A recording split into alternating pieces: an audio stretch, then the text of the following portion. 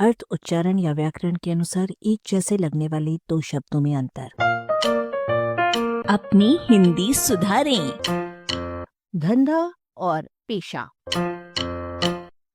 एक कोशकार ने धंधा को धन धान्य से जोड़ने की कोशिश की है, पर दूसरे के अनुसार आदिवासी मुंडारी भाषा का धांधा शब्द अपभ्रंश में गया, फिर अवहट्ट के धंध रूप में प्रयुक्त होता हुआ हिंदी में धंधा बनकर आया।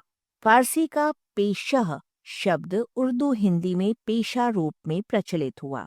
ये शब्द जीविका के लिए किए जाने वाले कार्य के प्रयुक्त होते हैं और कोशों में समान अर्थ वाले शब्दों की दृष्टि से बुरी तरह परस्पराच्छेद होते हैं। दोनों ही उद्यम, उद्योग, रोजगार, व्यवसाय हैं और स्वयं भी एक दूसरे के पर्याय हैं। धंध का अर्थ बखेड़ा, झंझट, उलझन है और इसे सीधे द्वंद्व से जोड़ने की कोशिश की गई है। धंधा और धंध का व्यतिरेक सुनिए।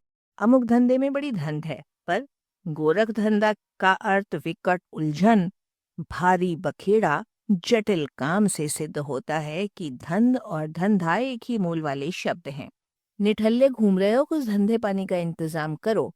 इस वाक्य में धंधा पानी का मतलब है रोजी रोटी या कामकाज, और कामकाज के समानांतर काम धंधा भी अल्प या अधिक उसी अर्थ तक पहुंचता है। जैसे आजकल खाली हो, कोई काम धंधा नहीं है। उद्योग धंधा में धंधा का विशिष्ट प्रयोग है। इस संयुक्त शब्द का अर्थ है जनोपयोग के लिए कच्चे माल से पक्का माल बनाने का काम, यानी इंडस्ट्री। धंधा के लिए विविध प्रयोगों के कारण कुछ लोग इसे अपेक्षाकृत स्थायी प्रकृति का काम मानते हैं। वो पेशे से खिलाड़ी है, पर साथ साथ कई छोटे छोटे धंधे करता है। धंधा के सामान्य अर्थ काम के लिए ये वाक्य सुनिए।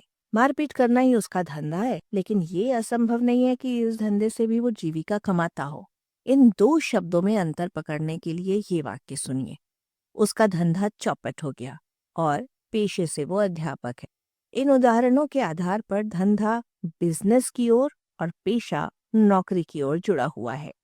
नौकरी उसका पेशा है, वाक्य ठीक है। नौकरी उसका धंधा है, ये वाक्य ठीक नहीं है। पेशा कमाना में पेशा का विशिष्ट प्रयोग है।